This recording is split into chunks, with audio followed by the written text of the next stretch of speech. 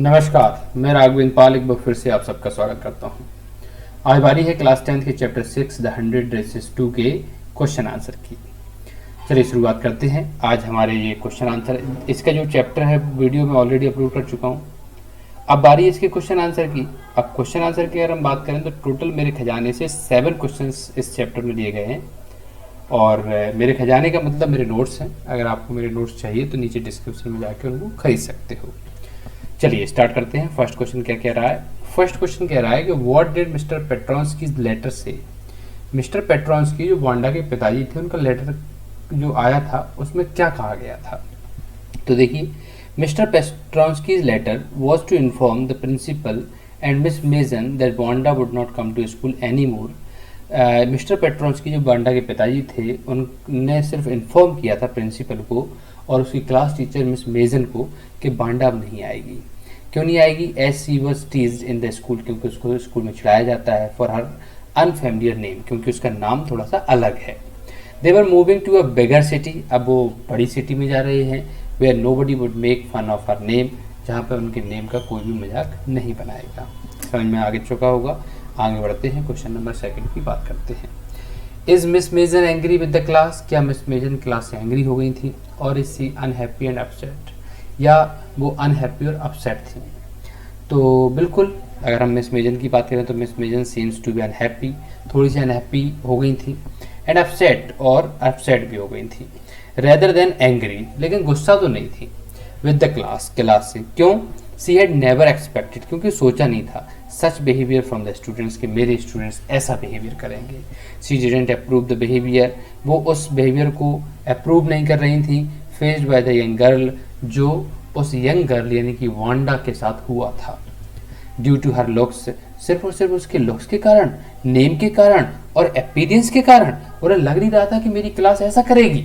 C wants everyone to think, वो सब चाहती थी कि सब लोग सोचें अबाउट इट, इसके बारे में। And ask them not to hurt others feelings, और उनसे बोला कि देखो किसी की हमें फीलिंग्स को खराब नहीं करना चाहिए, है ना, किसी की फीलिंग्स के साथ नहीं खेलना चाहिए।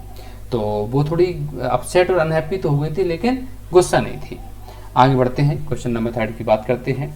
How does Maddie feel after listening to the note that from Wanda's father. Wanda के पिताजी ने जो नोट लिखा था, जो लेटर लिखा था, उसके बाद मैडी का क्या हुआ? मैडी क्या सोच रही थी? तो देखिए, after listening to the note को सुनने के बाद फ्रॉम वांडाज फादर, वांडा के पिताजी से, Maddie felt sorry for her behaviour towards Wanda.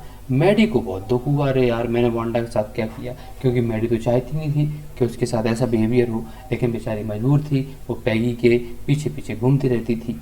C felt guilty, उसे तो बहुत बुरा लगा फॉर नॉट हेल्पिंग वांडा, कि मैंने वांडा की मदद नहीं कर पाई। मैडी बिलीव्ड, मैडी को विश्वास था that her silence was as bad as what Peggy had done, उसको पता था कि मेरी साइलेंस भी खराब है, जो पैगी ने किया है उससे ज़्यादा तो मेरी साइलेंस खराब है कि मैं चुप हूँ, चुप होना भी तो खराब बात है। She decided to find out Wanda at Boggins Heights, तो उसने बोला कि मैं उसके घर पे जाऊंगी। घर कहाँ पे था? बोगिन हाइट्स पे था। एंड मीट हर देयर, और मैं उससे मिलूंगी। समझ में आ चुका होगा। क्वेश्चन नंबर 4 की बात करते हैं। What does Maddie want to do, Maddie क्या करना चाहती थी? तो Maddie wanted to apologise, Maddie माफ़ी मांगना चाहती थी। फॉर हर बिहेवियर, अपने बिहेवियर के लिए। टुवर्ड्स वांडा, जो वांडा के प्रति घट रहा था। So when she came to know, जब उसे पता चला that Wanda was moving to a big city, कि वांडा एक बड़ी सिटी में जा रही है। She decided to visit Wanda's house, तो उसने डिसाइड किया कि मैं वांडा के घर पर जाऊंगी। सी बेस्ट टू कन्वे, और उसको बताऊंगी, उसको मनाऊंगी that everyone appreciated her talent in the class, और बताऊंगी देखो हर कोई क्लास में तुम्हारी बड़ाई कर रहा है, तुम जीत गई हो, तुमने 100 ड्रेसेस बना दी हैं। S she had won the contest, वो कॉन्टेस्ट जीत गई है। And her 100 dresses were really beautiful, और उसकी 100 ड्रेसेस बहुत ही सुंदर हैं। वो मनाने के लिए गई, लेकिन अफसोस कि वांडा वहाँ पर नहीं मिली थी। आगे बढ़ते हैं, क्वेश्चन नंबर 5 की बात करते हैं। Question number 5, what does Maddie think hard about, Maddie किसके बारे में सोचती है?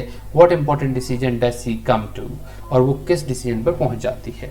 तो मैडी थॉट हार्ड, मैडी को लगता है that she would not be a mute spectator anymore, कि अब मैं शांत नहीं रहने वाली। स्पेक्टेटर मतलब शांत बन के मूक दर्शक बने रहना, उसको बोलते हैं स्पेक्टेटर। मैं शांत नहीं रहने वाली। सी प्रोमिस्ड हरसेल्फ, उसने उसको प्रॉमिस किया that she would not let any injustice happen to anyone in front of her even if it mean to lose her dearest friend और एनीथिंग एल्स। उसने सोच लिया कि मैं अब किसी के साथ इनजस्टिस यानी कि अन्याय नहीं होने दूंगी इन फ्रंट ऑफ हर, उसके सामने, मतलब मेरे सामने, मैडी बोल रही है मेरे सामने किसी के साथ अन्याय हो ऐसा नहीं होने दूंगी, चाहे मेरे को अपने डियरेस्ट फ्रेंड को भी खोना पड़े। लेकिन जब तक बहुत देर हो चुकी थी तब तक वांडा स्कूल छोड़ के जा चुकी थी। Question number 7, Maddie thought her silence was as bad as Peggy's teaching, was she right? Maddie को लग रहा था कि मेरी साइलेंस ज्यादा खराब है पैगी की टीचिंग से, यानी पैगी जो चिढ़ाती है वांडा को उससे बेकार तो मैं हूं, मैं साइलेंस रहती हूं, मैं चुप रहती हूं। Was she right? क्या वो सही है? तो yes, Maddie thought right and believing, Maddie बिल्कुल सही सोच रही थी that her silence was as bad as Peggy's teaching, कि मेरी साइलेंस खराब है पैगी की टीचिंग से। Silence always encourages an unkind act, जब हम शांत रहते हैं तो एक अनकाइंड एक्ट जरूर आता है। Maddie felt that she should not have stood silently but must have stopped Peggy from teasing Wanda. Maddie को पता था कि उसको शांत रहना चाहिए, है ना, उसको तो रोकना चाहिए पैगी को वांडा को टीजिंग करने से पहले, मतलब वांडा को वो चिढ़ाती थी तो उसको रोकना चाहिए। नाइदर डिड शी अपोज पैगी, ना तो उसने पैगी को अपोज किया यानी कि रोका, मतलब उसका विरोध किया, और nor she dare to speak against her, और ना वो पैगी के खिलाफ एक भी शब्द बोलने की हिम्मत जुटा सकी, विच वॉज रियली रॉन्ग, ये वास्तव में पूरी तरह से गलत था। क्लियर हो चुका होगा। आगे बढ़ते हैं, क्वेश्चन नंबर 7 की बात करते हैं। Question number 7, what do you think Wanda give Maddie and Peggy the drawings of 100 the dresses, why are they surprised? जो वांडा थी उसने पैगी को और मैडी को क्या दिया और वो सरप्राइज क्यों थे? तो Wanda was constantly teased by Peggy, Wanda को बार बार पैगी के द्वारा चिढ़ाया जा रहा था, एंड मैडी, और मैडी के द्वारा भी, मतलब मैडी फॉर हर 100 ड्रेसेस के लिए बार बार उसको थोड़ा सा टीज किया जा रहा था। पैगी के साथ मैडी खड़ी थी, वो चिढ़ा नहीं रही थी लेकिन साथ तो खड़ी थी। द गर्ल्स बिलीव्ड, और गर्ल्स को दोनों को लग रहा था that Wanda was telling a lie, कि वांडा झूठ बोल रही है। Wanda give Maddie and Peggy the drawings of dresses, तो वांडा ने क्या किया, मैगी और पैगी को जो ड्राइंग्स बनाई थी ड्रेसेस की वो दे दी, to show that she did not hate the girls, ये दिखाने के लिए कि मैं तुमसे नफरत नहीं करती हूँ, आप गलत समझती हो, मैं आपसे नफरत नहीं करती हूँ, the girls but like them, बल्कि मैं तुम्हें पसंद करती हूँ। एंड में जब वो देने, मतलब उसने टीचर को लिख दिया था लेटर में कि ये ड्रेसेस जो हैं वो मेरी फ्रेंड्स को दी जाएं।